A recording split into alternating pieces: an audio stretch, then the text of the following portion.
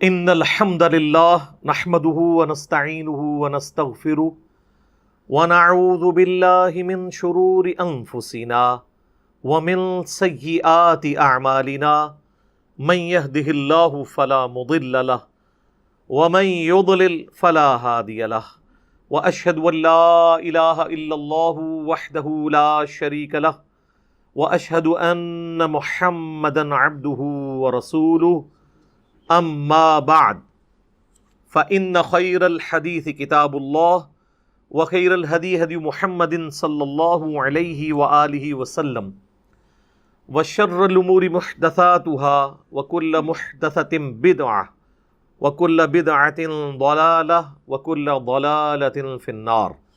اعوذ باللہ السمیع العلیم من الشیطان الرجیم من ہمزہ ونفخہ ونفثہ۔ بسم اللہ الرحمن الرحیم۔ رب اشرح لی صدری ویسر لی امری واحلل عقدۃ من لسانی یفقہوا قولی۔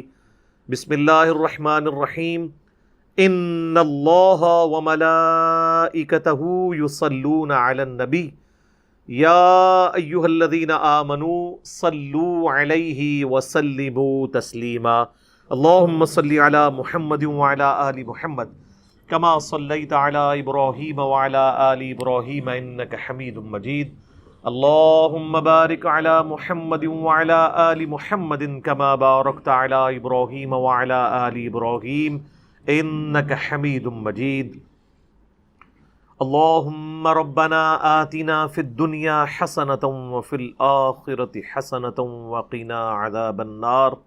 ربنا آتنا من لدنک رحمۃ وہیئ لنا من امرنا رشدا۔ لا الہ الا انت سبحانک انی کنت من الظالمین۔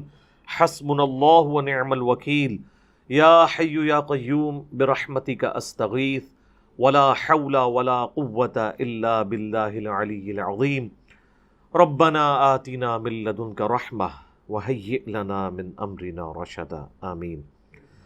الحمدللہ آج 1 نومبر 2020 کو قرآن کلاس نمبر 52 میں سنڈے کے دن ہم انشاءاللہ تعالی سورہ آل عمران کی آیت نمبر 102 سے سٹارٹ کریں گے۔ اب یہ مسلسل آیات جو ہیں یہ بھی قرآن حکیم میں ایک یونیک مقام ہے کہ یہ ایک ٹاپکس اس کے اندر کور ہوئے ہیں، اور خصوصاً اب اس وقت جو پریزنٹ امت جو فرقہ واریت کی لعنت میں پھنس چکی ہے اس کا سلوشن اس کے اندر موجود ہے۔ ان آیات کی شاید نبی علیہ السلام کے مبارک زمانے میں وہ قدر و منزلت لوگوں کے سامنے نہ آتی جو آج آ چکی ہے۔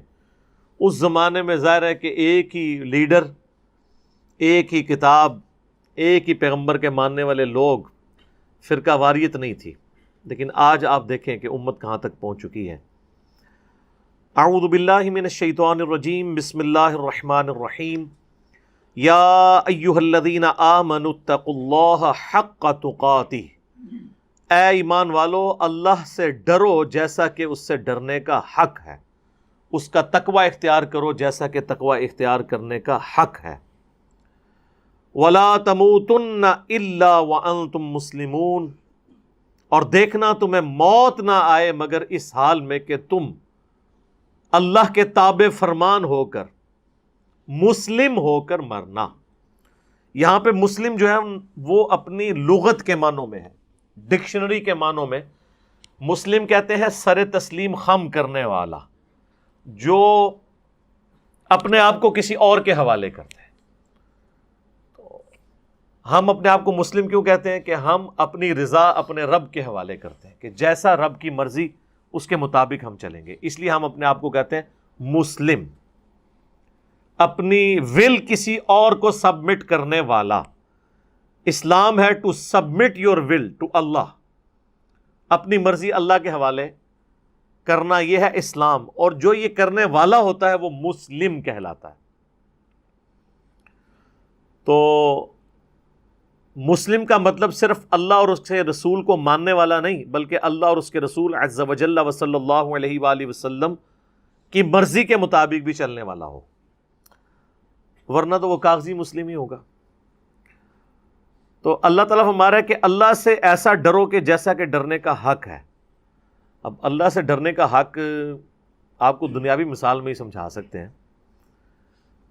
اگر کسی شخص کا غلطی سے استری سے ہاتھ جل جائے کپڑے استری کرتے وقت،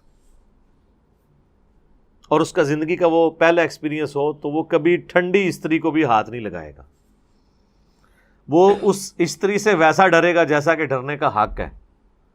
وہ کیا کرے گا؟ استری کو پہلے کسی کپڑے پہ لگائے گا، اس کپڑے کو انڈائریکٹلی کپڑے سے چیک کرے گا کہ یہ استری گرم ہے یا ٹھنڈی ہے. کیونکہ وہ حق الیقین تک پہنچ چکا ہے، اس کے ایکسپیرینس میں آیا کہ یہ تو جلا کے رکھ دیتی ہے ہر چیز کو. اللہ سے بھی ڈرنے کا حق یہ ہے کہ انسان اس یقین کامل تک پہنچ جائے کہ واقعی جس طرح دنیا میں فزیکل لاز ایکٹیو ہیں، اسی طریقے سے آخرت میں مورل لاز بھی ایکٹیو ہوں گے. دنیا میں آپ یتیم کا مال کھا جائیں، آپ کے پیٹ میں کوئی درد نہیں ہوگی. ہاں، لکڑی چبائیں تو پیٹ میں درد ہوگی، کیونکہ دنیا میں فزیکل لاز ایکٹیو ہے. مورل لاز، اخلاقی قوانین ایکٹیو نہیں ہے. آخرت میں یہ ایکٹیو ہو جائیں گے. وہی چیز ہے جو سورہ نساء میں آئی کہ جو لوگ یتیموں کا مال ناحق ہڑپ کر رہے ہیں وہ اپنے پیٹ میں دوزخ کی آگ بھر رہے ہیں. اب یہاں پہ اگر کوئی یتیم کا مال کھاتا ہے تو اس کو آگ جلتی ہوئی تو محسوس نہیں ہوگی، لیکن آخرت میں یہ فزیکل لا کی طرح ایکٹیویٹ ہو جائیں گے مورل لاز. بخاری مسلم میں کتنی احادیث ہیں کہ جو لوگ کنز بنا کے رکھتے ہیں مال کو اور زکوٰۃ نہیں دیتے، تو وہ اژدہے کی فارم میں، سانپوں کی فارم میں وہی اس کا مال اس پہ مسلط کر دیا جائے گا. اب دنیا میں کوئی کیا امیجن کر سکتا ہے کہ ایک سونا اس میں سے اژدہا کیسے بنے گا؟ یہ تو امیجن ہو سکتا ہے جو سورہ توبہ میں آئے کہ جو لوگ کنز بنا کے رکھتے ہیں سونا اور چاندی کو، یہ قیامت والے دن گرم کر کے ان کے پہلوؤں کو، ان کی پیشانیوں کو، ان کی پیٹھوں کو داغا جائے گا. یہ تو سمجھ آتی ہے کہ جناب گرم کر کے اگر پگھلا کے سونا کسی کے اوپر انڈیلا جائے تو وہ کس تکلیف سے گزرے گا. لیکن اس سونے کا اژدہا بن جانا، سانپوں کی شکل اختیار کر جانا، اب یہ اس دنیا میں ہم اس کو امیجن نہیں کر سکتے. دنیا نے اگر یہ چیز ایکسپیرینس بھی کی ہے تو حضرت موسیٰ علیہ السلام کے زمانے میں کہ پلانٹ کنگڈم اینیمل کنگڈم میں بدل گیا کہ وہ ایک عصا کو پھینکتے تھے تو وہ اژدہا بن جاتا تھا، پھر دوبارہ پکڑتے تھے واپس آ جاتا تھا. ہم نے بھی صرف یہ چیز پڑھی یا سنی ہے قرآن کے ذریعے، فزیکلی نہیں دیکھی. تو آخرت میں مورل لاز ایکٹیو ہوں گے. اس لیے کہا جا رہا ہے کہ اللہ سے ایسا ڈرو کہ جیسا ڈرنے کا حق ہے، اور اس کے حق کو کس طریقے سے بریف کیا، وَلَا تَمُوتُنَّ إِلَّا وَأَنْتُمْ مُسْلِمُونَ. دیکھنا موت تمہیں اس حال میں آئے کہ تم فرمانبردار ہو. اچھا، اس کا مطلب ہمارے پرانے بزرگوں نے بڑا اچھا سمجھا کہ موت سے پہلے وہ داڑھی رکھ لیتے تھے. آپ دیکھ لیں، لوگ تو پرانے وقتوں کو یاد کرتے ہیں اور کہتے ہیں جی بڑا مبارک دور تھا. میں کہتا ہوں اسلام نے جو یہ دور دیکھا ہے نا، صحابہ تابعین کے بعد اتنا مبارک دور اسلام کی ہسٹری میں کبھی نہیں آیا. آج سے 30-40 سال پہلے جو لوگ کالجز اور اسکولوں میں پڑھتے تھے ان سے ذرا پوچھیں کہ کالج میں کتنی لڑکیاں تھیں جو برقع پہن کے آتی تھی چہرے کا نقاب کر کے؟ رواج ہی کوئی نہیں تھا. اس کو پریکٹیکلی آپ نے چیک کرنا ہے. آج بھی آپ گاؤں ایریا میں چلے جائیں، عورتیں اسی طرح گھوم رہی ہوتی ہیں. آج سے 500 سال پہلے کی بھی بزرگان دین عورتیں اسی طرح ہی گھوما کرتی تھی. یہ پردے کا ٹرینڈ، نقاب کا ٹرینڈ، برقعے کا ٹرینڈ یہ اب آیا ہے لوگوں کے اندر، جب لوگوں نے اس کو آبزرو کیا دین کو فزیکلی پڑھ کے کہ یہ ہمارا ریلیجن تھا. ابھی بھی گاؤں ایریا میں چلے جائیں، آپ ذرا بڑے بوڑھوں سے پوچھیں، اگر وہ جھوٹ نہ بولیں کہ جب آپ لوگ جوانی کی ایج میں تھے تو کیا کوئی جوان لڑکا داڑھی رکھتا تھا؟ اگر کوئی چھوٹی سی اس کی شیپ بھی بڑھ جائے نا تو اس کو وہ سفید داڑھی والے بابے سمجھانا شروع کر دیتے تھے، تو کہ جناب جوانی چی بڑھا ہو گیا. میں یہ ان زمانوں کی بات کر رہا ہوں جن کو لوگ آہیں بھر بھر کے کہتے ہیں جی پہلے بڑا اچھا وقت تھا. میں تو لاجیکلی قائل ہی نہیں ہوں کہاں سے اچھا وقت تھا. آپ پاکستان بننے سے پہلے کی ذرا ویڈیوز دیکھیں نا تو آپ کو پتہ چل جائے گا کتنے لوگ جو ہیں وہ فزیکلی ریلیجن کو اس طریقے سے اڈاپٹ کیے ہوئے تھے. گاؤں میں تو بوڑھے لوگ ہی صرف نماز پڑھتے تھے، اور ابھی بھی آپ گاؤں ایریا میں چلے جائیں تو زیادہ تر آپ کو بوڑھے نظر آتے ہیں. یہی حال شہروں کا بھی تھا. لیکن سر آپ اسلام آباد میں، کراچی میں، لاہور میں ذرا مسجدوں میں جا کے گنے کتنے جو ہے کالی داڑیوں والے نمازی ہیں اور کتنے سفید داڑیوں والے، تو آپ کو پتہ چل جائے گا کہ اسلام نے جو یہ اچھا وقت ابھی اویل کیا ہے آج سے پہلے نہیں تھا. تو پرانے لوگوں نے اس کا مطلب یہی سمجھا ہوا تھا کہ موت سے پہلے پہلے اپنے آپ کو نا دیکھنا تمہیں موت نہ ہے مگر اس حال میں کہ اللہ کے تابع فرمان ہونا، یعنی موت کے قریب قریب جا کے داڑھی رکھ لو، نمازیں شروع کر دو، باقی پوری زندگی یاشی کرو. 60 سال کے بعد جب گورنمنٹ بھی آپ کو ریٹائر کر کے ٹھوڈا مار کے نکال دے کہ اب تو اس قابل نہیں ہے کہ سرکاری نوکری کر سکے، اب جا کے اللہ کی نوکری کرو. تو پھر اس نوکری کا جو رزلٹ نکلے گا وہ آپ کے سامنے ہی ہے. اس کا مطلب یہ ہے کہ چونکہ تمہیں یہ پتہ نہیں ہے کہ تمہیں موت کب آنی ہے، لہٰذا ہر وقت موت کے لیے تیار رہو.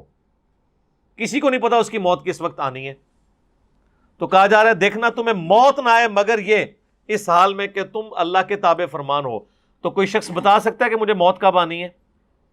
اللہ کی ڈیسٹنی میں میری عمر کتنی لکھی ہوئی ہے؟ اس کو تو آپ پلان کر ہی نہیں سکتے. اور ہمارا سب سے بڑا مسئلہ یہ ہے کہ ہم موت کو پلان کر ہی نہیں سکتے. ورنہ تو بڑا اچھا تھا کہ اگر کسی کو بتایا جاتا ہے بھائی اس کی 45 سال ہے، اس کی 30 ہوگی، اس کی 75 ہوگی، اس کی 80 ہوگی، بڑے اچھے طریقے سے لوگ پلان کرتے ہیں، مسئلہ ہی حل ہو جاتا. لیکن ابھی تو پتہ ہی نہیں ہے، پوری زندگی غفلت میں گزرتی ہے اور جب موت آتی ہے انسان کہتا ہے اوہ یہ کیا ہو گیا. اور آج کل تو اس طرح کی عجیب و غریب قسم کی لا علاج بیماریاں آ چکی ہیں کہ چلتا پھرتا بندہ جو ہے وہ اس طریقے سے غائب ہوتا ہے کہ پتہ ہی نہیں چلتا. اچانک پتہ چلتا ہے گھٹنے میں درد نکلی، وہ جی کینسر نکلا ہے، جی ہڈیوں کا کینسر ہو گیا، جی سر میں درد ہوئی، وہ جو ٹیومر نکلا ہے، جی او پہ آ جائے بندہ. تو اللہ تعالیٰ کہہ رہا ہے کہ تمہیں موت نہ آئے اس حال میں مگر تم مسلم ہو. مراد یہ کہ ہر وقت اللہ کے سامنے اس کے تابع فرمان رہو، کیونکہ موت کا تو پتہ نہیں ہے. یہ نہیں ہے کہ جب موت آنے والی ہو تو یہ کرو، وہ تو کسی کو پتہ ہی نہیں ہے. اب وہ اہم ترین آیت آ رہی ہے جس کے اوپر گھنٹوں بولا جا سکتا ہے، جو اس دور کا سب سے بڑا مسئلہ ہے.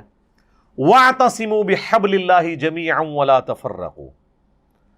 اللہ کی رسی کو تم سب کے سب مضبوطی سے تھام لو اور فرقہ واریت میں مت پڑو. اللہ کی رسی ظاہر وہی ہوگی جو اللہ نے بتائی ہے. اس کی بھی لوگوں نے بڑی بڑی تشریحات کی ہیں. جی اللہ کی رسی ہے، جی رسی میں آپ کو پتہ ہے کئی ریشے ہوتے ہیں، وہ ریشے جڑ کے وہ بل کھا کے ایک موٹی رسی بنتی ہے. یہ ہم لوگ یہ سمجھنے شروع ہو گئے ہیں. یہ اسی طریقے سے ہے جیسے میں کہوں کہ جب سے میں نے بریانی کھائی ہے میرے سینے میں آگ لگی ہے، تو آپ اس آگ سے فائر مراد لینا شروع کرتے ہیں. بھئی میں محاورتاً یہ ایک بات کر رہا ہوں. اللہ تعالیٰ جو فرما رہا ہے کہ تم سب کے سب مل کے اللہ کے رسی کو مضبوطی سے پکڑ لو، اس کا یہ قطعاً مقصد نہیں ہے کہ کوئی فزیکلی کوئی رسی لٹکی ہوئی ہے جو آپ نے جا کے پکڑ لینی ہے ایسے، یا غلاف کعبہ کو آپ نے پکڑ لینا ہے. غلاف کعبہ کی جو رسی ہے وہ اللہ کی رسی ہے.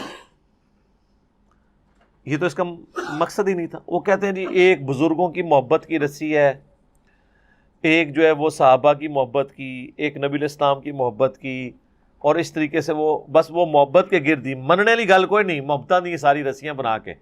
بھئی اللہ کے نبی علیہ السلام سے بھی پوچھیں نا کہ اللہ کی رسی کیا ہے، تو سر غدیر خم کی جو حدیث ہے جو ہم نے اپنے منہج پہ بھی لکھ کے لگائی ہوئی ہے، صحیح مسلم میں اوپر تلے 4 احادیث ہیں.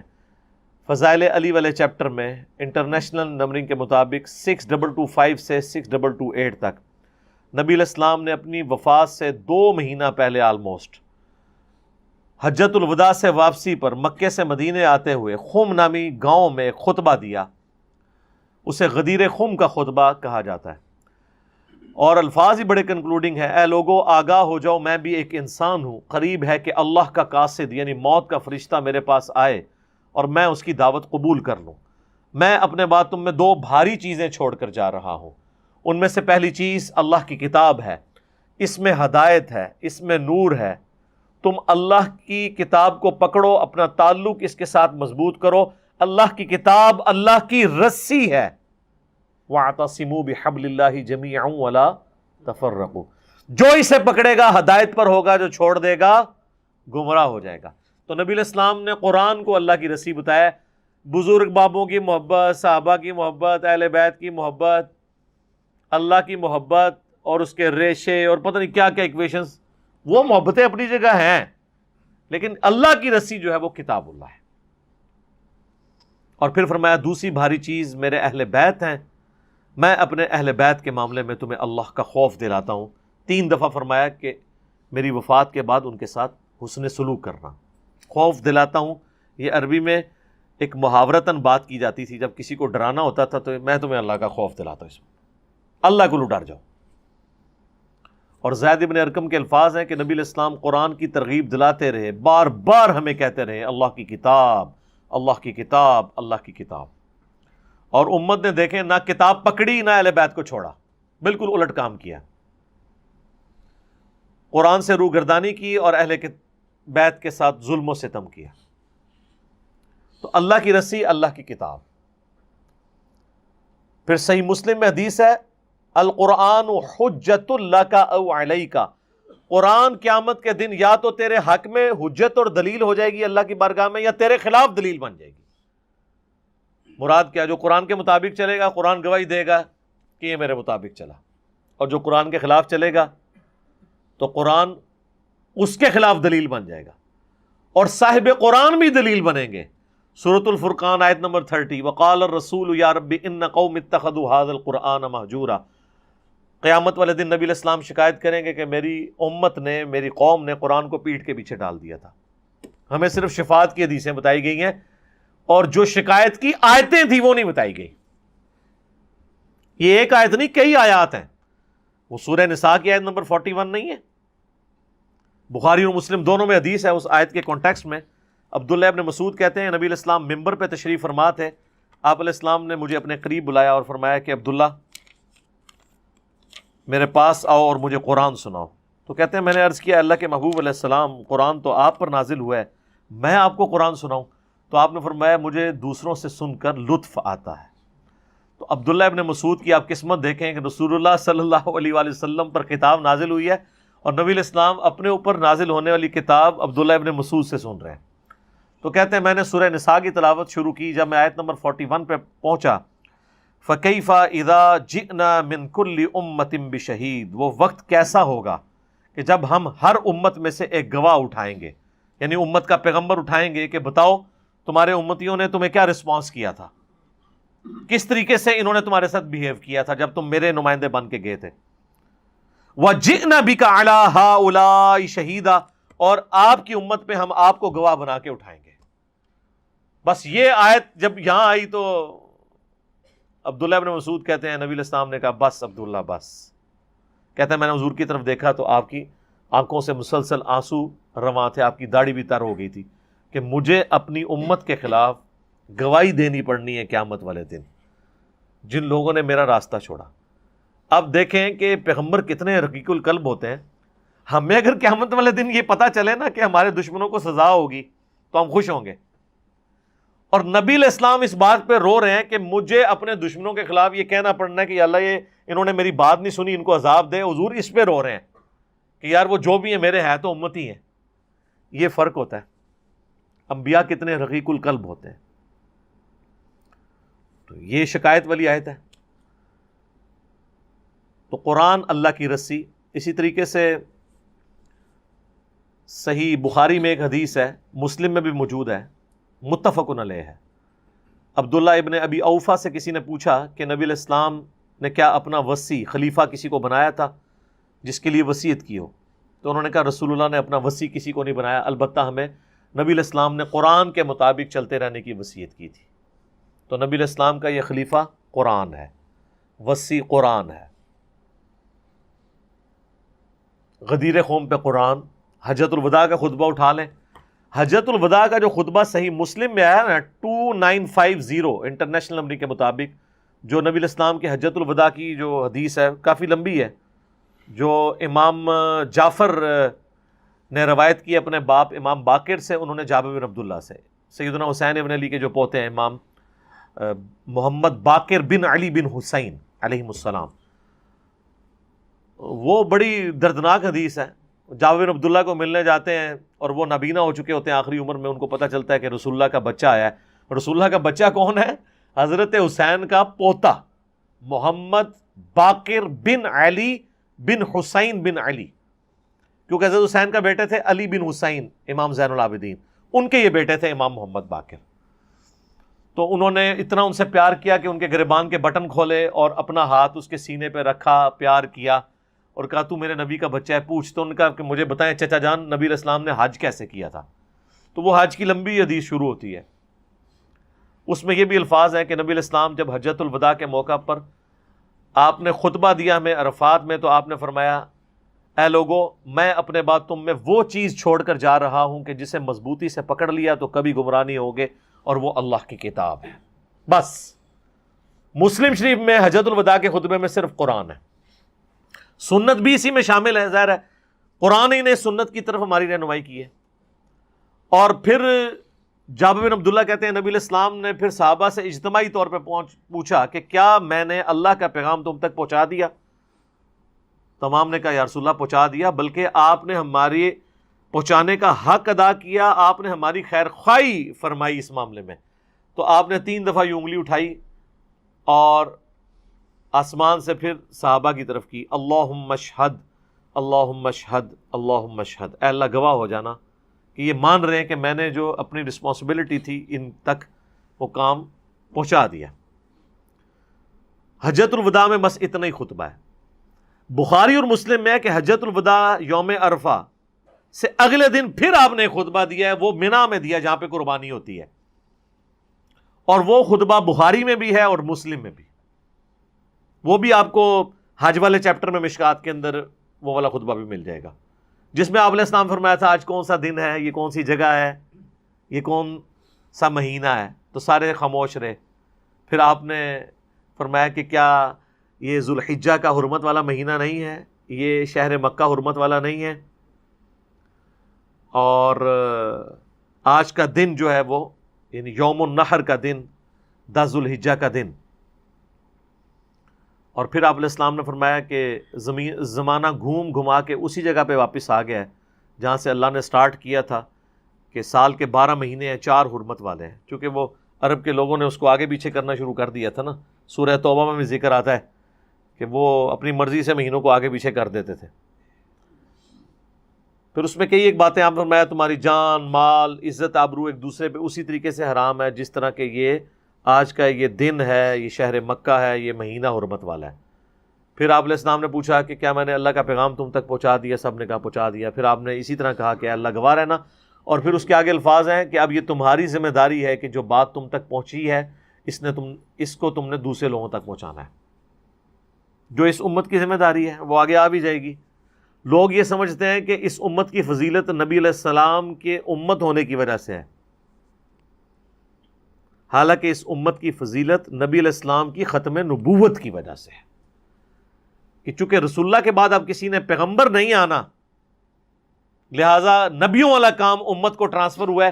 چونکہ اس امت کو کام نبیوں والا ملا ہے اس لیے اس کی فضیلت باقی امتوں سے بڑھ کے ہے. وہ آگے آ جائے گی آیت، کنتم خیر امت اخرجت للناس تأمرون بالمعروف وتنہون عن المنکر وتؤمنون باللہ. تو یوم النحر کے خطبے میں بھی نبی علیہ السلام نے کہا کہ تمہاری ذمہ داری ہے، تم نے یہ پیغام دوسروں تک پہنچانا ہے. اور پھر آگے آپ نے فرمایا کہ بعض اوقات جسے بات پہنچائی جا رہی ہوتی ہے وہ زیادہ یاد رکھنے والا ہوتا ہے بنسبت اس کے جو پہنچا رہا ہوتا ہے.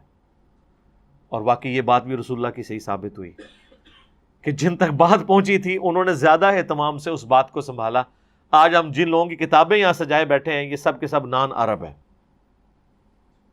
سوائے امام مالک کے، وہ مدینہ شریف کے ہیں. اور وہ بھی الموطا امام مالک کو ہم اگرچہ ایک بڑی کتاب ہے، بل کتب ستہ کے جتنے 6 کے 6 امام ہیں سب نان عرب ہیں. امام مسلم ایران کے ہیں، امام بخاری رشیا کے ہیں، امام ابو داؤد اور امام ترمذی افغانستان کے ہیں. تو دیکھیں کس طرح بات. سعودی عرب کا چینل ہوتا ہے اور حدیثیں بیان کر رہے ہوتے ہیں اذان اور جماعت کے وقفے میں، تو رواہ البخاری رواہ مسلم بیان کر رہے ہوتے ہیں. تو دونوں نان عرب ہیں. اللہ تعالیٰ جس سے مرضی خدمت لے لے. تو جو حضور علیہ السلام فرمایا تھا نا کہ بعض کا جسے بات پہنچائی جا رہی ہوتی ہے وہ زیادہ اہتمام کرتا ہے بنسبت اس کے جو پہنچا رہا ہوتا ہے، یعنی وہ اس چیز کو پروٹوکول دیتا ہے کہ یار میں نے اس بات کو سیو کرنا ہے. تو قرآن کے اوپر تو آپ بے شمار حدیثیں. صحیح مسلم ایک اور حدیث ہے، نبی علیہ السلام نے فرمایا اللہ تعالیٰ اس کتاب کی وجہ سے قوموں کو عروج دے گا اور اس کتاب کی وجہ سے قوموں کو ذلیل کرے گا.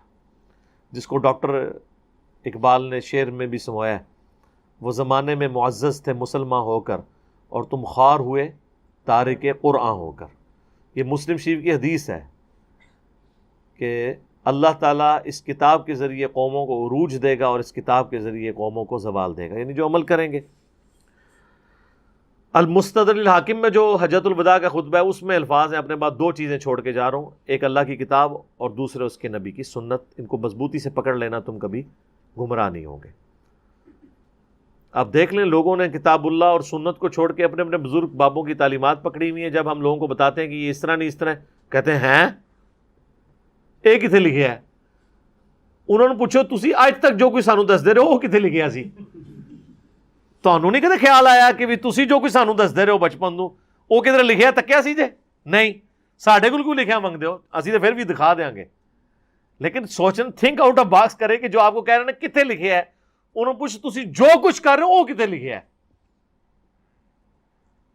جیسے وہ حیدر بھائی کی بات مجھے بڑی اچھی لگی کہ اگر کوئی غیر مسلم آپ کے پاس آئے اور کہ میں مسلمان ہونا چاہتا ہوں، مجھے بتائیں کہ اللہ تعالیٰ کی اپنے بندے سے کیا ڈیمانڈ ہے، مسلمان کے عقیدے کیا ہونے چاہیے، مجھے کوئی کتاب پڑھنے کو دیں، تو آپ کون سی کتاب پڑھنے کو دیں گے؟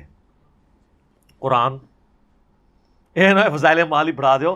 زیادہ تر تو ظاہر ہے جو بندے قرآن ہی پڑھنے کے لیے دیں گے کہ یہ اللہ کی کتاب ہے جو ہمارے نبی پہ نازل. غیر مسلم تو ویسے فضائل مال اللہ بھی قرآن ہی دے گا، کیونکہ اس کو پتہ ہے یار کہ یہ گورے کو دے رہا ہوں تو وہ چیز دوں جو 24 کیرٹ سونا ہے. تو اگر وہ آگے سے یہ سوال کر لے کہ تم جو مسلمان ہو تم نے بھی اپنے عقیدے اسی کتاب کو پڑھ کے صحیح کیے ہوئے، تو میرا خیال ہے 99% لوگ جو ہے نا ان کے سر شرم سے جھک جائیں گے کہ نہیں. تو آپ گورے کو تو یہ مشورہ دے رہے ہیں، خود نہیں کر رہے، اس کا مطلب ہے کہ آپ نے اپنے اوپر خود اللہ کی دفعہ لگا لی ہے. یعنی قیامت والے دن اللہ تعالیٰ آپ پہ مقدمہ قائم کر سکتا ہے کہ تنوں پتہ سی کہ قرآن پڑھ کے ہی میں اپنے آپ کو صحیح کرنا ہے، تو کیوں نہیں کیتا؟ ہم لوگوں کو یہ کہیں گے کہ یا اللہ ہم اس لیے اس طریقے پہ چل رہے تھے کہ لوگ اس طریقے پہ چلتے تھے. وہ تو صحیح بخاری میں حدیث ہے نا، جب قبر کے 3 سوال نہیں آئیں گے تو فرشتے اس سے چوتھا سوال کریں گے کہ بھئی تو اللہ کے بندے یہ کیا تیری حالت، تجھے سوال کیوں نہیں ہے؟ وہ کہتا ہے میں وہی کہتا تھا جو لوگ کہتے تھے، سن سنا کے سنی تو نہیں، پڑھ پڑھا کے سنی بنو. تو فرشتے پھر آگے سے کہیں گے کہ تو نے خود پڑھ کے عمل کرنے کی کوشش کیوں نہیں کی، یا کسی ایسے شخص کی پیروی کیوں نہیں اختیار کی جو تجھے بتا دیتا کہ کیا لکھا ہوا ہے. اور پھر اس کو ایک ایسا گرز ماریں گے کہ زمین و آسمان کی ہر مخلوق اس کی چیخ و پکار کی آواز سنے گی سوائے جن اور انسانوں کے، اور اگر جن اور انسان سن لیں تو بے ہوش ہو جائیں. یہ بخاری شریف ہے، مولانا شریف نہیں ہے. تو قبر میں جا کے تو یہی کہ ہونا ہے، اور آخرت میں تو قرآن پورا بھرا پڑا ہوا ہے کہ قرآن کی پیروی اختیار کرنی تھی. تو یہ کوئی راکٹ سائنس نہیں جو آپ نے کسی کو سمجھانی ہے، یہ ہر مسلمان کو پتہ ہے. عمل نہ کرے اس کی اپنی بدقسمتی. تو کہا گیا اللہ کی رسی کو مضبوطی سے تھام لو اور فرقوں میں مت بٹو. اس کا مطلب یہ ہوا کہ جو اللہ کی کتاب کو پکڑ لے گا وہ فرقہ واریت سے بچ جائے گا. وہ ہماری سائنس کی لینگویج میں اسے کہا جاتا ہے اینڈ وائس ورسا. ایک تو یہ ہے کہ اللہ کی کتاب کو پکڑ لو اور فرقہ واریت میں مت پڑو. دوسرا یہ ہے کہ جو اللہ کی کتاب کو نہیں پکڑے گا وہ فرقہ واریت میں پڑ جائے گا. بیک وقت دونوں معنی درست ہیں. تو سر نظر آ رہا ہے.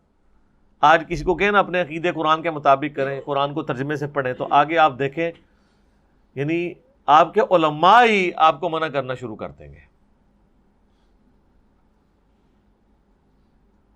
ہم نے اس پہ ویڈیو بھی اپلوڈ کی تھی نا، وہ اسلام 360 والے بھائی جب تعارف کروا رہے تھے جیو کے اوپر آ کے اپنے سافٹ ویئر کا، اس کا اپلیکیشن کا، کہ جی اس میں تو قرآن کے ترجمے کھل جاتے ہیں حدیث، تو وہاں ایک مولانا صاحب نے یوں انگلی اٹھا لی تھی.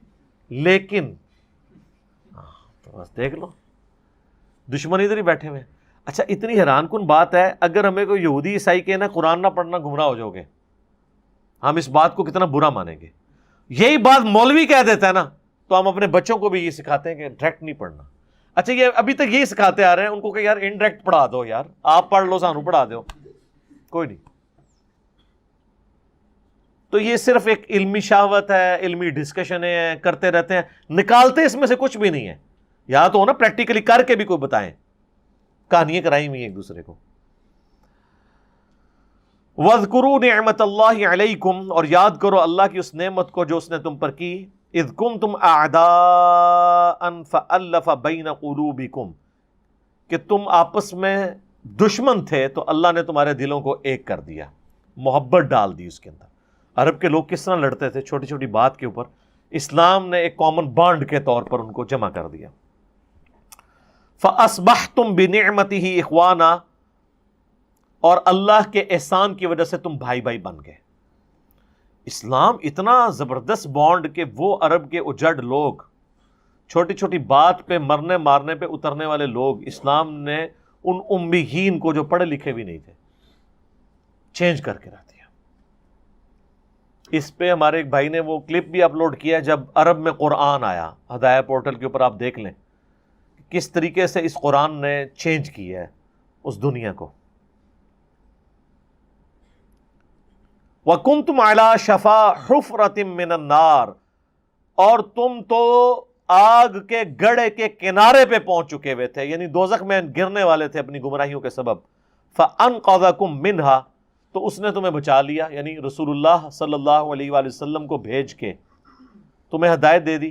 جو صحیح بخاری میں حدیث ہے کہ میری اور تمہاری مثال اس طرح جس طرح پتنگے آگ پر گر رہے ہوں اور میں تمہارے کمر بند سے پکڑ پکڑ کے تمہیں آگ سے دور کر رہا ہوں.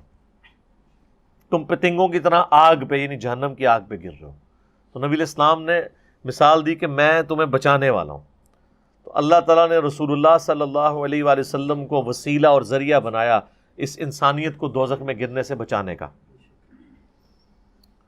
كَذَلِكَ يُبَيِّنُ اللَّهُ لَكُمْ آيَاتِهِ، اس طریقے سے اللہ تعالیٰ اپنی آیات کھول کھول کر بیان کرتا ہے تمہارے لیے. لَعَلَّكُمْ تَهْتَدُونَ، تاکہ تم ہدایت پا جاؤ. وَلْتَكُمْ مِنْكُمْ أُمَّةٌ يَدْعُونَ إِلَى الْخَيْرِ، تم میں ایک جماعت تو ایسی ہونی چاہیے جو لوگوں کو بھلائی کی طرف بلائے. وَيَأْمُرُونَ بِالْمَعْرُوفِ، اور نیکیوں کا حکم دے. وَيَنْهَوْنَ عَنِ الْمُنْكَرِ، اور برائیوں سے روکے. وَأُولَئِكَ هُمُ الْمُفْلِحُونَ، اور یہ لوگ ہوں گے اصل میں فلاح پانے والے. تو ایک جماعت، یہی وہ آیت ہے جس کی وجہ سے اتنی جماعتیں بن گئی ہیں. سب لوگ یہ آیت پڑھ کے اپنی ایک جماعت لادا کر لیتے ہیں. تو اس سے پہلے بھی پڑھ لیا کریں نا کہ اللہ کی رسی کو مضبوطی سے پکڑ لو اور فرقوں میں مت بٹو. اگر جماعت بنائی تھی تو قرآن کی بنیاد پہ بنانی چاہیے تھی نا. مولویوں کی لکھی ہوئی کتابیں تو نہیں تھی ان کے ہاتھ میں پکڑانی چاہیے، قرآن سے پوری بات لینی چاہیے تھی. تو وہ کہتے ہیں اللہ تعالیٰ نے فرمایا تم میں ایک جماعت ہونی چاہیے، یعنی دعوت و تبلیغ کا کام کرنے کے لیے، قرآن و سنت کی تعلیمات لوگوں تک پہنچانے کے لیے ایک جماعت ہونی چاہیے جو آرگنائز طریقے سے یہ کام کرے. لیکن اس جماعت کا یہ کام نہیں ہونا چاہیے جو ہماری جماعت میں آ گیا وہ ہدایت پہ ہے، جو چھوڑ دے وہ گمراہ ہو گیا. وہ لوگوں کو جاگیں گے اور خود جاگنے کے بعد لوگوں کو جگائیں گے، بس یہ کام انہوں نے کرنا ہوگا. باقی ہماری جو مذہبی جماعتوں نے اس آیت کا غلط رزلٹ نکالا اور اپنے جماعت کے امیر کی بیعت کو واجب قرار دے دیا، حتیٰ کہ وہ حدیثیں جو کہ اجماع امت سے متعلق احادیث تھی ان کو پکڑ کے اپنی جماعت کے اوپر لگانا شروع کر دیا، حالانکہ اس کا تعلق تو اجماع امت سے تھا. تو یہ بات تو ٹھیک ہے کہ سب کے سب لوگ تو علم اس لیول کا حاصل نہیں کر سکتے کہ وہ علم کی گہرائی میں اتر جائیں. وہ چند ہی لوگ ہوں گے جو اتنی ایکسپرٹیز حاصل کریں گے.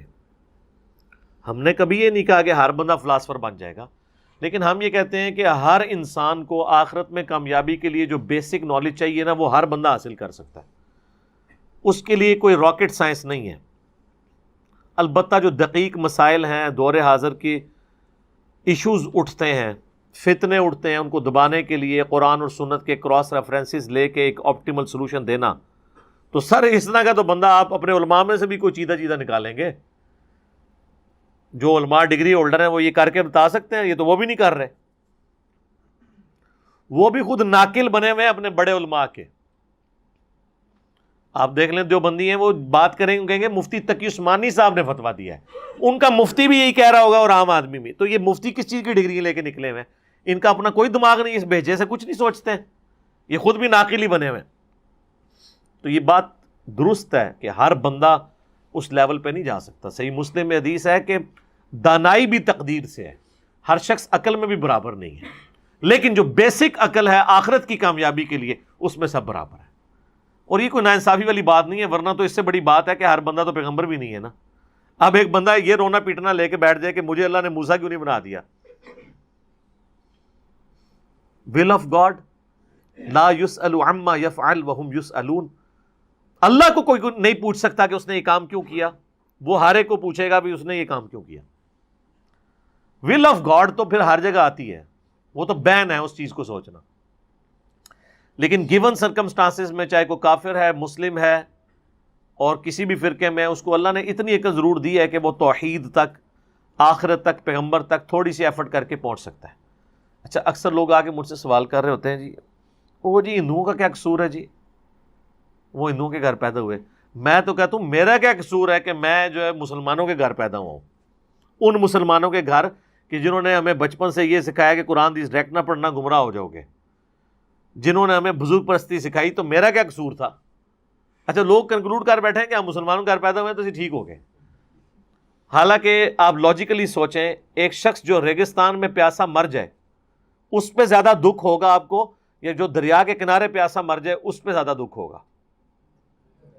تو مسلمان یہ دریا کے کنارے پیاسا مر رہے ہیں، ان کے گھر قرآن ہے لیکن قرآن صرف اس لیے ہے کہ یہ بچی کو بیاتے وقت نیچے سے گزار دیں گے، یا ماں باپ مر جائیں گے تو پڑھ کے تو اللہ سے بخشوانے کی کوشش کریں گے، یہ اس کا کام ہے۔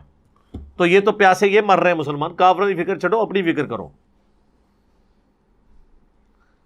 ہم نے جنت انکلوڈ کر لی ہوئی ہے کہ نام مسلمانوں والا، پیدا مسلمانوں کے گھر ہوئے تو جنت اب گارنٹیڈ ہے۔ اتنا سوکھا کام نہیں ہے۔ جن کو گارنٹیاں ملی تھی وہ تو آخری وقت تک روتے رہے ہیں۔ جامعہ ترمذی اٹھائیں، حضرت عثمان غنی رضی اللہ تعالیٰ عنہ جب قبرستان جاتے تھے اتنا روتے تھے کہ داڑھی آنسوؤں سے تر ہو جاتی تھی، تو لوگ پوچھتے تھے کہ آپ کیوں اتنا روتے ہیں؟ انہوں نے کہا اس لیے کہ میں نے خود نبی علیہ السلام سے یہ سنا تھا کہ قبر آخرت کی منزلوں میں پہلی منزل ہے، جس کی یہ منزل آسان ہوئی اس کی اگلی منازل آسان ہو جائیں گی، اور جو اس میں پھنس گیا اس کی اگلے منازل مشکل در مشکل ہو جائیں گی۔ کسی نے ان کو کہا کہ حضرت تسی تے جنتی ہو، 3 بار جنت کی بشارت تانوں ملی ہوئی ہے، یقیناً ملی ہوئی ہے۔ تو جنت کی بشارت انہی کو ملی ہوئی ہے کہ جنہوں نے بشارت لینے کے بعد کام نہیں سی پانا۔ ہر بندے کو جنت کی بشارت نہیں ملنی۔ وہ جنت کی بشارت پا کے بھی اللہ سے بے فکر نہیں ہوئے، ڈرتے ڈرتے زندگی گزاری ہے۔ یہاں کہتے ہیں جو کچھ بھی ہے تیرے محبوب کی امت سے۔ وہ کل پرسوں ایک پوسٹ شیئر کرائی ہمارے ارشاد بھائی نے کہ جی مسجد کے اندر 8-10 نمازی ہوتے ہیں اور مسجد کے باہر ہزاروں لوگ نعرہ لگا رہے ہوتے ہیں غلامی رسول میں موت بھی قبول ہے، لیکن وہ مسجد کا دروازہ کراس کر کے اندر نہیں آ سکتے۔ دیکھ لیں، یہ میلاد کے جتنے جلوس نکلتے ہیں، یہ اینڈ زور کی نماز کے وقت اینڈ ہو رہا ہوتا ہے نا، تو یہ جتنے جلوس ہیں اس حساب سے تو جس مسجد میں جا کے جلوس ختم ہو رہا ہے وہاں تو جوتیوں والی جگہ پہ بھی کھڑے ہونے کی جگہ نہیں ہونی چاہیے، سب تتر بتر ہو کے گھروں گھر چلے جاتے ہیں، کیونکہ وہ مشکل کام ہے، نعرے تو آسان ہے۔ یہ جو جماعتوں والا معاملہ ہے نا، یہ بات درست ہے کہ آرگنائز طریقے سے دعوت کا کام ہونا چاہیے، اور ایک بندہ بھی ایک پوری جماعت ہو سکتا ہے۔ حضرت ابراہیم علیہ السلام اکیلے ہی پوری امت ہے۔ سورہ نحل میں اللہ نے کہا کہ اکیلا ابراہیم ہی پوری امت تھا۔ باقی یہ کہ ہمیں ایز اے معاشرہ، یہ گورنمنٹ کی ذمہ داری ہے، یہ سمجھدار لوگوں کی، کہ کچھ لوگ تو وقف ہونے چاہیے جو دین کے لیے وقف ہوں، علم حاصل کریں۔ اور اس کا ذکر اللہ تعالیٰ نے سورہ توبہ میں نا بالکل اینڈ میں جا کے نا فرمایا ہے، سورہ توبہ کی 122 نمبر آیت ہے، بالکل اینڈ پہ جا کے، کہ یہ تو پاسبل ہی نہیں ہے نا کہ سب کے سب لوگ فلاسفر بن جائیں گے۔ ہمارا جو علماء سے جھگڑا ہے یہ نہیں ہے کہ ہم ہر بندے کو کہہ رہے ہیں کہ وہ مولوی بن جائے، ہم کہتے ہیں کم از کم مولوی سے یہ تو پوچھو نا کہ جو کچھ بیان کر رہے ہو لکھا بھی ہوا ہے کہ نہیں، الٹ ہی بتا رہے ہو ہر چیز۔ یہ آیت نمبر 122، وَمَا كَانَ الْمُؤْمِنُونَ لِيَنْفِرُوا كَافَّةً یہ تو ممکن نہیں ہے کہ سارے مومنین مکملی طور پر نکل پڑیں اللہ کی راہ میں علم حاصل کرنے کے لیے.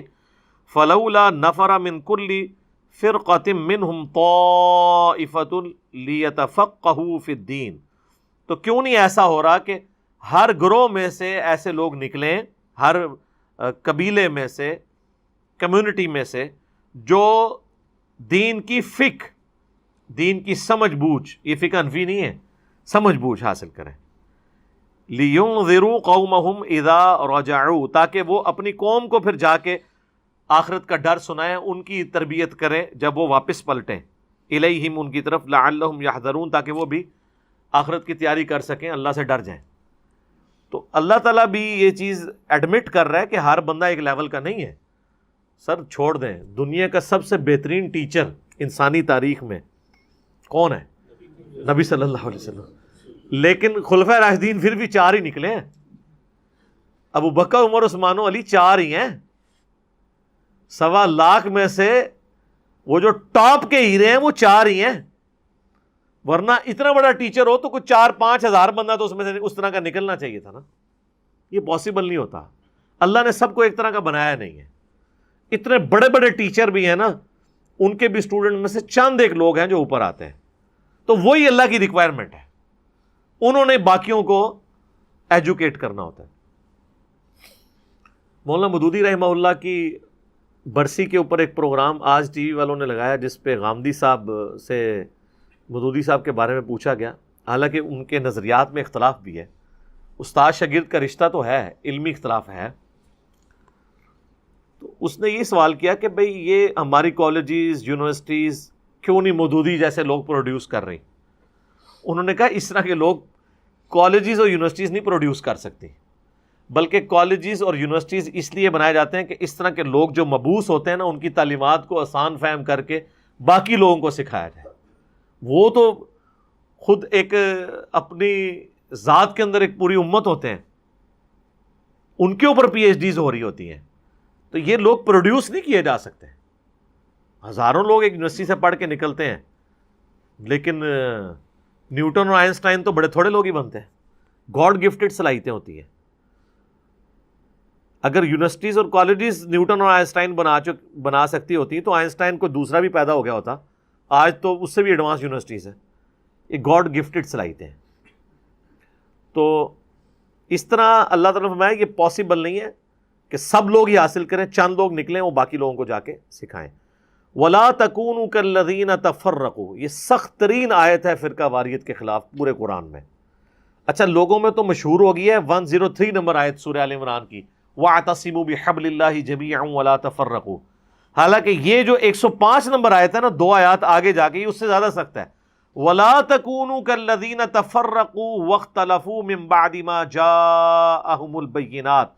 دیکھنا ان لوگوں کی مانند نہ ہونا کہ جنہوں نے اللہ کی طرف سے روشن دلائل آنے کے بعد بھی فرقہ واریت اور تفرقہ ڈال دیا. وَأُولَئِكَ لَهُمْ عَذَابٌ عَظِيمٌ، ان کے لیے بہت بڑا عذاب ہے جنہوں نے بینات کے بعد تفرقہ ڈالا. اچھا بینات کیا ہیں؟ کتاب اللہ اور سنت. انبیاء کیا لے کے آتے ہیں؟ تعلیمات اللہ کی طرف سے امتوں کی طرف. تو امتوں کے پاس پیغمبروں کے ذریعے سے جو اللہ کی تعلیمات آئیں ان کے بعد بھی تفرقہ ڈالا، ان لوگوں کی مانند نہ ہونا. ایسے لوگوں کے لیے بڑا عذاب ہے. اور پھر اللہ تعالیٰ نے ایک جھلک بھی دکھائی ہے، یوم تبیض وجوہ وتسود وجوہ. قیامت والے دن کئی چہرے ہوں گے جو روشن ہوں گے اور کئی ہوں گے جو کالے ہوں گے، سیاہی چھائی ہوگی ان پہ.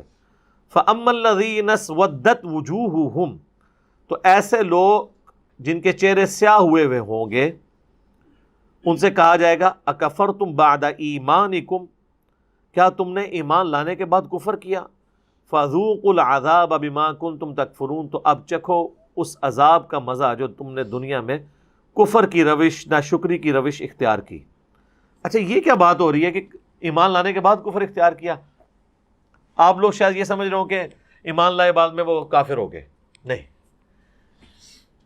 یہاں لغت کا معنی کریں گے کہ بات ماننے اور سمجھنے کے بعد بھی عمل نہیں کیا اس کے اوپر. علماء یہود نبی علیہ السلام کے دنیا میں مبعوث ہونے سے پہلے ان پہ ایمان رکھتے تھے. سورہ بقرہ میں آیا نا 89 نمبر آیت میں کہ اس نبی کے وسیلے سے دعائیں کیا کرتے تھے. یہ وسیلہ وہ پنجابی والا نہیں کہ اللہ کے حضور کہتے تھے کہ اس نبی کو جلدی بھیج، ہم اس کے ساتھ مل کے کافروں پہ غلبہ پائیں، اور جب یہ نبی آگے سب سے پہلے یہ منکر ہو گئے. وَمَا اخْتَلَفَ الَّذِينَ أُوتُوا الْكِتَابَ إِلَّا مِن بَعْدِ مَا جَاءَهُمُ الْعِلْمُ بَغْيًا بَيْنَهُمْ. اہل کتاب کے علماء نے العلم قرآن آ جانے کے بعد بھی اختلاف کیا آپس کی ضد کی وجہ سے. نبی علیہ السلام کو ماننے سے انکار کر دیا. جب تک حضور آئے نہیں تھے تو حوالے دیتے تھے، جب حضور علیہ السلام آئے تو پہلے کافر وہ لوگ بن گئے. بدقسمتی. تو اس کا مطلب ہے کہ ایمان لانے کے بعد انہوں نے کفر کیا. مانتے تھے کہ ہم آخری پیغمبر آنے والے ہیں لیکن کفر اختیار کیا. یہ ہے. اور معذرت کے ساتھ آج اگر رسول اللہ ہم میں آ جائے نا تو اکثریت کا حال یہی ہو جائے گا. حقیقت بات ہے، کیونکہ آپ کو جس نبی کا تعارف کروایا گیا وہ تو نبی وہ اس طرح ہے ہی نہیں تھے. آپ کو یہ تعارف کروایا گیا ہے کہ نبی علیہ السلام حاضر و ناظر ہیں. نبی علیہ السلام دنیا میں تشریف لائیں گے، وہ کہیں گے یار تم نے قرآن نہیں پڑھا، کہ نبی تم وہاں موجود نہیں تھے جب ہم نے موسیٰ کو پکارا، نہ تم گواہوں میں تھے، تو مجھے حاضر و ناظر کہاں سے تم نے بنا لیا. انہوں نے کہنا یہ وہ نبی نہیں ہے. ظاہر ہے وہ ماننے سے انکار کر دیں گے. ان کو تو بتایا نبی علیہ السلام کا سایہ نہیں ہے، جب نبی علیہ السلام چلیں گے سایہ ہوگا تو وہ کہیں گے یہ تو وہ نبی نہیں ہے، حالانکہ سایہ تھا. تو میں نے تو بہت بڑی پھکی ان کو دی ہے کہ یہ جو رسول اللہ کے بال لیے پھرتے اور زیارت کروا کے پیسے بٹورتے ہو، ذرا اس کے اوپر ذرا 100 واٹ کا بلب روشن کرو، دیکھو ان بالوں کا سایہ ہے یا نہیں ہے، تو ادھر ہی چیک ہو جائے گا کہ سایہ تھا کہ نہیں. سب کہانیاں بنائی ہوئی ہیں. تو چونکہ آپ نے وہ چیزیں منسوب کی، اور یہی کچھ ہوا یہودیوں کے ساتھ. جب حضرت عیسیٰ علیہ السلام ان میں آئے نا، ان کے لیے حضرت عیسیٰ کو ماننا مشکل ہو گیا، کیونکہ حضرت عیسیٰ علیہ السلام کہتے تھے یہ شریعت موسوی یوں نہیں یوں ہے، تو وہ ان کے ساتھ سینگ پھنساتے تھے، حالانکہ وہ تو پیغمبر ہے. تمہاری کیا اوقات ہے، تم نے تو دین آباء و اجداد سے ملا ہے، وہ تو اللہ کی وحی کی تائید کے ساتھ ہے. وہ کہتے تھے نہیں یہ تو وہ ہے ہی نہیں عیسیٰ، یہ وہ پیغمبر ہے ہی نہیں جس کی بشارت ہماری کتابوں میں ہے. کیونکہ یہ یاد رکھیے گا جب بھی کوئی نیا پیغمبر آتا ہے نا اس کی بشارت پچھلی کتابوں میں موجود ہوتی ہے. تو یہ میں آپ کو وثوق سے کہہ رہا ہوں کہ یہ انسانیت کی تاریخ رہی ہے کہ جب تک پیغمبر آتا نہیں ہے نا تو سارے ایمان لا رہے ہوتے ہیں، جب وہ آ جاتا ہے نا انکار کر دیتے ہیں. یہ انسان کی انسٹنکٹ ہے. اور آپ دیکھ لیں آ کے چلا جائے کوئی، اس کی عزت میں اضافہ ہو جاتا ہے. جب تک سامنے موجود ہوتا ہے نا اس کی وہ عزت نہیں ہوتی، کیونکہ وہ انسان کی حیثیت سے ہوتا ہے نا. قرآن میں جگہ جگہ ہے نا یہ کیسا پیغمبر ہے، کافر کہتے تھے. بازاروں میں چلتا ہے، شادیاں کی ہوئی ہیں، کھاتا پیتا ہے، تو اور کیا کرے یار. اگر یہ کچھ نہیں کرے گا تو تم کہو گے یہ ہمارا آئیڈیل نہیں ہو سکتا. اور اگر اس کو بنا کے بھیجا تو آپ کہتے ہیں فرشتوں میں سے پیغمبر کیوں نہیں آیا. کسی جگہ نہیں کھڑے ہوتے. آٹا گوندنے ہلدی کیوں ہے؟ تو آٹا گوندنے کے لیے ہلنا تو پڑے گا، تو کہیں تو ایک جگہ فکس کرنی پڑے گی نا. تو اس طرح کے اعتراضات یہاں پہ آپ دیکھ لیں. پولیٹیکل لیڈرز جب تک زندہ ہوتے ہیں ایک دوسرے کو وہ القابات دیتے ہیں، جیسے ہی وہ لیڈر مرتا ہے نا تو اس کے مخالفین بھی اس کے لیے وہ کلمات بول رہے ہوتے ہیں. بندہ کہ اندر یار ایڈا وڈا سرمایہ ایڈا امت تو اٹھ گیا. دیکھ لیں بے نظیر بھٹو کو P T I, Noon league اور پیپلز پارٹی سارے شہید نہیں کہہ رہے ہیں. تو جب تک وہ زندہ تھی تو کیا کہتے تھے، کیا کیا الفاظ، گندے الفاظ استعمال کرتے تھے. وہ مکافات عمل ہو رہا ہے. جن لوگوں نے اس زمانے میں بے نظیر کے ساتھ وہ برا سلوک کیا نا، باقی ہمارے ان سے علمی اختلاف اپنی جگہ، آج انہی لوگوں کو مکافات عمل ہو رہا ہے، وہی کچھ ان کو بھی بھگتنا پڑ رہا ہے. یہی لوگ تھے جو ان کو غدار وطن کہا کرتے تھے. آج ان کو دوسرے لوگ غدار وطن کہہ رہے ہیں، اور جو آج کل گلے پھاڑ کے کہہ رہے ہیں نا ان کی باری بھی آنے والی ہے. یہ مکافات عمل ہے. تو مرتے ہی نہ انسان عزت والا ہو جاتا ہے، کیونکہ سامنے موجود نہیں ہوتا. اس لیے میں کہہ رہا ہوں کہ نبی علیہ السلام کی عزت اس وقت تک ہے ان سو کالڈ عاشقین کی، جب تک وہ سامنے نہ، جب وہ آئیں گے نا وہ تو کہیں گے یہ بھی غلط ہو رہا ہے. میں نے جو اللہ تعالیٰ نے دماغ میں بات ڈالی ہے کہ مولا علی 5 سال تک کوفہ رہے ہیں، کتنے میلاد کے جلوسوں کی انہوں نے جو ہے وہ مہمان خصوصی تھے. یہ ذرا بریلویوں سے پوچھیں نا ایسے منہ کھول کے بیٹھ جائیں گے, ان کو بھی پتا چلے گا یار یہ کیا پوچھ لیا. تو سمپل سوال ہے بھائی, علیکم بسنتی و سنت الخلفاء الراشدین المہدیین. تو یہ کہتے ہیں نا جی وہ جبرائیل جھنڈا لے کے آیا تو ایک ادھر لگا تو ادھر لگا. بھائی جبرائیل لے کے آیا سن, مولا علی نہیں پتا لگا کہ جبرائیل جھنڈا لے کے آیا, تو میں بھی کوفے دی اپنی مسجد باریک جھنڈا لاواں. چلو لائٹنگ نہیں سی ہو سکتی اس ٹائم, لائٹنگ نہیں تھی, جھنڈے تو لگ سکتے تھے نا. حضرت علی تو خود رسول اللہ کا جھنڈا اٹھا کے جنگ بدر میں احد میں آگے چلا کرتے تھے. تو آپ نے کتنے جھنڈے اٹھائے ہیں میلاد کے؟ کوفے کے 5 جلوس تو نکالے ہوں گے نا, 5 دفعہ تو ربیع الاول آیا ہوگا نا, ہے کر دیں گے. تو جب تک آپ کریٹیکل انالیسز نہیں کرتے لوگوں کو بات نہیں سمجھ آتی کہ یہ بات کیا ہو رہی ہے. تو یہ میں آپ کو بالکل وثوق سے کہہ رہا ہوں کہ آج نبی علیہ السلام آ جائیں, انہوں نے کہنا یہ وہ ہے ہی نہیں پیغمبر, نہیں مانیں گے یہ.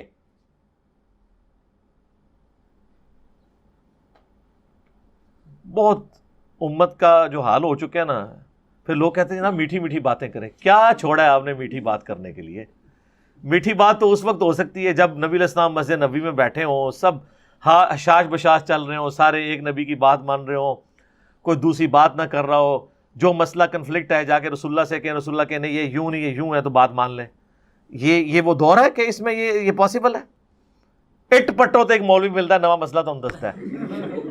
ہاں کدھر جائے بندہ؟ اور جب جا کے آپ کو بتاتے ہیں کتاب اللہ سنت میں لکھا ہوا ہے, وہ آگے سے کہتے ہیں جی ہم نے تو آج تک سنا ہی نہیں. بھائی آپ نے سنا اس لیے نہیں ہے کہ نہ آپ نے کتاب اللہ اور سنت پڑھی, نہ آپ کے بزرگوں نے پڑھی. جب انہوں نے پڑھا نہیں تو انہوں نے سننا کی تسی سنانے لئی کوئی نہیں سی نا. یوٹیوب حافظہ اللہ ہی کوئی نہیں سی کہ تو سننا سی انہوں نے.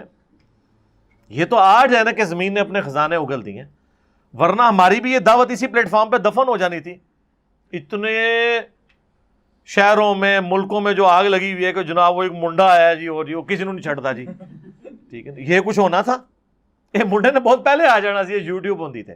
کئی منڈے آئے بیچارے ٹر گئے رو پٹ کے, کیونکہ ایک علاقے سے باہر نہیں تھی آواز نکلتی. آپ یہ جہاں پہ جو بڑی عمر کے لوگ بیٹھے ہوئے ان سے پوچھیں, جب یہ لوگ چھوٹے چھوٹے تھے تو باقاعدہ ٹانگوں میں بسوں میں لوگ لٹک کے جاتے تھے کہ جی فلاں گاؤں میں ایک مولوی آیا ہے, فلاں شہر دا, بڑا اچھا بولتا ہے, سننے کے لیے. اور وہ سال میں یا 2 سال بعد یا 5 سال بعد ایک دفعہ اس نے آنا ہوتا تھا, شاید پوری زندگی دوبارہ نہ آئے. لیکن آج تو آپ کو جانا ہی نہیں پڑتا, آپ نیٹ چلائیں اور کہیں جی انجینئر صاحب کو ہم نے گھر بنانا ہے, ہم حاضر ہو جائیں گے, کیا ہوگا میں میرے آقا. یہ ہے برکت. یہ کہتے ہیں جناب پہلے کیوں نہیں ہوا؟ پہلے ہی کچھ ہوتا تو یہ کچھ بھی دیکھ لیندے, پہلے یہ کچھ تھا نہیں نا. ہاں اگر ہم کوئی ایسی بات لے آئیں جو ان کتابوں میں نہ لکھی ہو, وہ آپ میں آ کے پکڑیں. کتابیں پہلے کی تھیں, اب اس پہ غصہ اپنے مولویوں پہ کھانا چاہیے کہ انہوں نے نہیں آپ کو بتایا اس میں کیا لکھا ہے, یا جو بتا رہا ہے اس پہ کھانا چاہیے کہ تو نے مجھے کیوں بتایا کہ یہ قرآن میں یہ لکھا ہوا تھا, تیرا قصور ہے. نہ تو دسدا تے نہ میرا ذہن الجھدا. یہ تو اسی طریقے سے ہے کہ بلی جو ہے نا, اس کو دیکھ کے کبوتر آنکھیں بند کر لے کہ میں آنکھیں کھول لی تو بلی دیکھ کے میں خوف کھا جاؤں گا. تو آنکھیں بند کرنے سے تو اگر بلی بھاگ جاتی ہے نا تو پھر آپ آنکھیں بند کر لیں, تو بلی کیا بھاگ جائے گی؟ بہتر تو یہ ہے کہ آنکھیں کھولیں اور بلی کو دیکھ کے تو اپنے لیے کوئی بچنے کا سامان کرے. وَأَمَّا الَّذِينَ ابْيَضَّتْ وُجُوهُهُمْ, اور وہ خوش نصیب جن کے چہرے قیامت والے دن روشن ہوں گے, فَفِي رَحْمَةِ اللَّهِ, وہ تو اللہ کی رحمت میں ہوں گے. اللہم اجعلنا منہم, اللہم انی اسألک من فضلک ورحمتک, اللہم انا نسألک من فضلک ورحمتک, آمین. ہم فیہا خالدون, وہ رہیں گے اس میں ہمیشہ ہمیش. تلک آیات اللہ نتلوہا علیک بالحق, یہ اللہ کی آیات ہیں جو ہم با مقصد آپ پہ تلاوت کر رہے ہیں, حق کے ساتھ. حق کا ترجمہ سچائی بھی ہوتا ہے, اور عربی میں حق کا ترجمہ پرپز فل بھی ہوتا ہے, با مقصد. وَمَا اللَّهُ يُرِيدُ ظُلْمًا لِلْعَالَمِينَ, اور اللہ اہل جہاں پر ظلم کا کوئی ارادہ نہیں رکھتا. یعنی اگر ظلم کا ارادہ رکھنا ہوتا تو اس طرح سمجھا رہا ہوتا اللہ تعالیٰ کہ آخرت کی ویڈیو چلا دی آپ کے سامنے. صرف ویڈیو نہیں چلائی ہے, پیغمبر بھیج دیا, صرف پیغمبر نہیں ساتھ سلیبس بھیج دیا, پرچہ بھی آؤٹ کر دیا. تو اللہ تعالیٰ یہ ساری باتیں اس ثبوت میں پیش کر رہا ہے کہ میں کوئی فنیٹک نہیں ہوں کہ مجھے کسی کو تکلیف دے کے, تو جیسا وہ کہتے تھے نا پرانے دیوتاؤں کے بارے میں, یونان کے دیوتا اور فلاں, وہ کہتے تھے جی وہ خون مانگ رہے ہیں, خون مانگ دینے. تو اللہ تعالیٰ نے اس چیز کا رد کیا کہ مجھے کسی کو عذاب دے کے کوئی خوشی محسوس نہیں ہوتی ہے. نہ اللہ تعالیٰ کوئی ارادہ رکھتا ہے کہ بندوں کو ضرور عذاب دے گا. اللہ تو ہمدردی والا ہے، مائل بکرم ہے، اور اس کا ثبوت یہ ہے کہ اس نے اپنے پیغمبر بھیجے، کتابیں بھیج دی، اور پیپر بھی آؤٹ کر کے بتا دیا تمہارے ساتھ ہونا کیا ہے، اگر یہ کرو گے تو یہ ہوگا، یہ کرو گے تو یہ ہو جائے گا. وَلِلَّهِ مَا فِي السَّمَاوَاتِ وَمَا فِي الْأَرْضِ، اور جو کچھ آسمانوں اور زمین میں ہے سب اللہ ہی کا ہے، اللہ ہی اس کا مالک ہے. وَإِلَى اللَّهِ تُرْجَعُ الْأُمُورُ، اور تمہیں لوٹ کر اللہ ہی کی طرف جانا ہے. كُنْتُمْ خَيْرَ أُمَّةٍ أُخْرِجَتْ لِلنَّاسِ، تم سب سے بہترین امت ہو جو لوگوں کے نفع کے لیے نکالی گئی. اب یہ آیت نمبر 110 چونکہ ایک کریٹیکل آیت ہے، اس چیز کی متقاضی ہے کہ میں اس پہ کم از کم 15-20 منٹ بولوں، لیکن اب چونکہ ٹائم ہمارا اوور ہو چکا ہے، انشاءاللہ میں اگلی قرآن کلاس نمبر 53 میں اسی آیت سے سٹارٹ کروں گا. اس کانٹیکسٹ میں انشاءاللہ کراس ریفرنس کے طور پہ جو قرآن کی آیات اور احادیث ہے انشاءاللہ ڈسکس کروں گا. اللہ تعالیٰ سے دعا ہے جو حق بات میں نے کی اللہ تعالیٰ ہمارے دلوں میں راسخ فرمائے. اگر جذبات میں میرے منہ سے کوئی غلط بات نکل گئی تو اللہ تعالیٰ ہمارے دلوں سے اسے محو کر دے، دھو دے، اور ہمیں معاف بھی فرما دے. ہمیں کتاب و سنت کی تعلیمات پر عمل کر کے دوسرے بھائیوں تک پہنچانے کی توفیق عطا فرمائے. سبحانک اللہم و بحمدک، اشہد ان لا الہ الا انت، استغفرک و اتوب الیک، وما علینا الا البلاغ المبین. جزاکم اللہ خیرا.